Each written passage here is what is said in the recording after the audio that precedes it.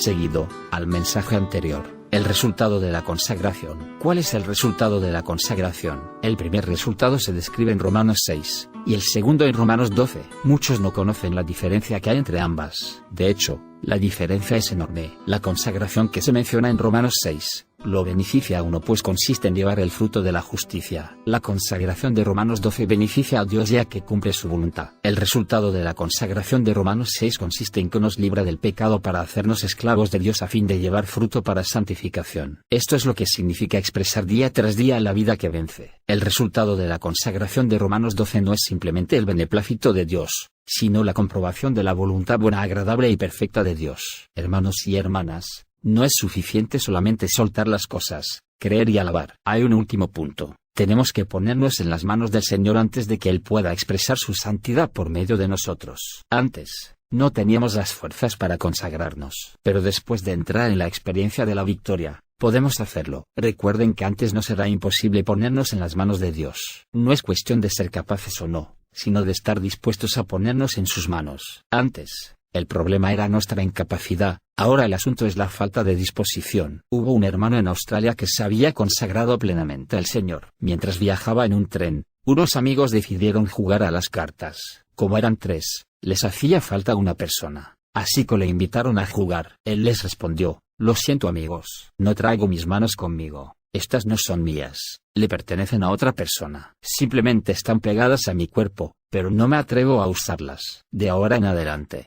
nuestras manos, nuestros pies y nuestros labios pertenecen al Señor. No nos atrevemos a usarlos. Cada vez que las tentaciones vengan, tenemos que decir que no tenemos nuestras manos con nosotros». Esta es la consagración de Romanos 6. Cuando nos consagremos de esta manera, seremos santificados y llevaremos el fruto de la santificación. Por tanto, lo primero que debemos hacer después de experimentar la victoria es consagrarnos, lo cual también es las primicias de la experiencia de la victoria. La consagración descrita en Romanos 12 está dirigida a Dios. Dice allí que debemos presentar nuestros cuerpos en sacrificio vivo a Dios y que esta consagración es santa y agradable a Él. Por consiguiente, debemos recordar que la consagración mencionada en el capítulo 12 tiene como meta servir a Dios. El capítulo 6 se relaciona con la santificación personal, mientras que el capítulo 12 se refiere a la obra. El capítulo 6 habla de la consagración, de la santificación y del fruto de esta. El capítulo 12 también habla de la santidad o de ser santo. ¿Qué es la santificación y qué es la santidad? Ser santificado o ser santo significa ser apartado para cierta persona, para ser usado por ella. Antes éramos afectados por muchos objetos, personas y asuntos. Anteriormente, vivíamos para nosotros mismos. Ahora, vivimos solo para Dios. Una vez,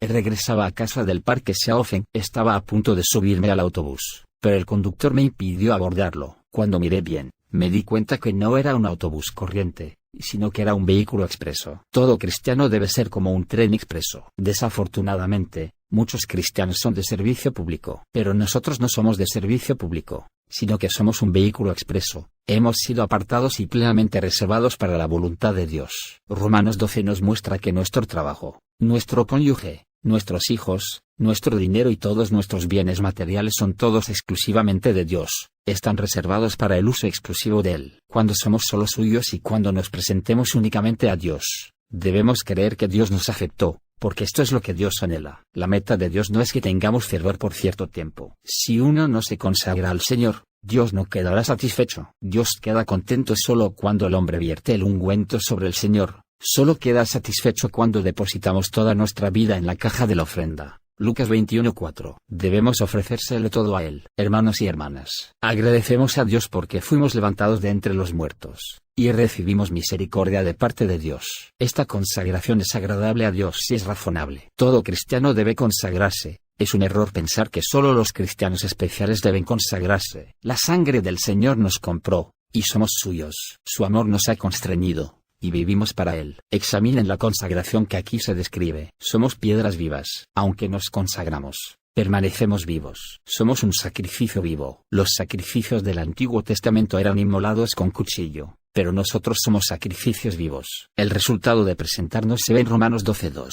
No os amoldéis a este siglo, sino transformaos por medio de la renovación de vuestra mente, para que comprobéis cuál sea la voluntad de Dios, lo bueno, lo agradable y lo perfecto. Esta es nuestra meta final. Durante las conferencias de enero del año pasado, vimos que Dios tiene un propósito eterno, el cual lleva a cabo por medio de su Hijo. Dios creó todas las cosas por medio de él para cumplir su propósito. La redención, la derrota de Satanás y la salvación de los pecadores tienen como fin cumplir el propósito de Dios. Tenemos que saber cuál es el propósito eterno de Dios antes de hacer lo que Dios desea. Nuestra meta no se limita a salvar a los pecadores, nuestra meta es el cumplimiento del propósito eterno de Dios. Si no nos consagramos, no nos percataremos de que esta voluntad es buena. En la actualidad muchos temen a la expresión del propósito de Dios y se sienten incómodos con respecto a estas palabras. Los cristianos temen oír acerca de la voluntad de Dios. Pero Pablo dijo que cuando uno presenta su cuerpo, comprueba lo que es bueno, agradable y perfecto de la voluntad de Dios. Podemos cantar acerca de lo buena que es la voluntad de Dios y decir, aleluya por la voluntad de Dios. La voluntad de Dios redunda en nuestro bien y en ella no hay malicia alguna. Nosotros tenemos una vista muy corta. La voluntad de Dios es buena. Una vez un hermano hizo una oración muy buena. Cuando pedíamos pan, pensamos que nos darías una piedra. Y cuando pedíamos pescado, pensamos que nos darías una serpiente. Cuando pedíamos huevos, creímos que nos darías escorpiones. Pero cuando te pedimos piedras nos diste pan. Con frecuencia no entendemos el amor de Dios. Tampoco entendemos su voluntad. No comprendemos que sus intenciones para con nosotros son buenas y excelentes. Tal vez nos quejemos de las muchas cosas que vienen a nosotros, pero después de un par de años, tendremos que alabar al Señor por todas ellas. ¿Por qué no más bien le alabamos desde hoy? La voluntad de Dios no solo es buena, sino perfecta. Todo lo relacionado con la voluntad de Dios hacia aquellos que lo aman es bueno y provechoso. Si entendemos esto, no rechazaremos su voluntad. Presentarle en nuestros cuerpos es santo, y a él le agrada. Además, descubriremos que su voluntad es agradable para nosotros y que es buena y perfecta. Esta es la última reunión, y quisiera pedirles que hagan algo más. Díganle al Señor, Dios, soy enteramente tuyo. Desde ahora, ya no viviré para mí mismo. Hermanos, vimos todas las condiciones necesarias para vencer. Estas ya han sido descritas. Para obtener una vida vencedora tenemos que consagrarnos, lo cual es el último paso. También es lo primero que debemos hacer al experimentar la vida que vence. Cuando nos hayamos consagrado, debemos creer que Dios aceptó nuestra consagración. Una vez que nos hayamos consagrado, vendremos a ser personas consagradas. Puede ser que nos sintamos calientes, o tal vez nos sintamos fríos, pero mientras nos hayamos consagrado verdaderamente a Dios de todo corazón,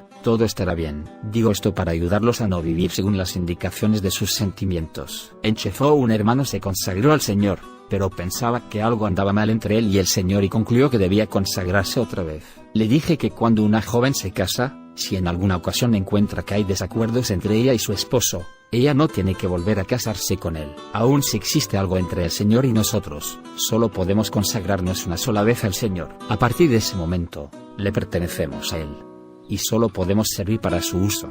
Amén.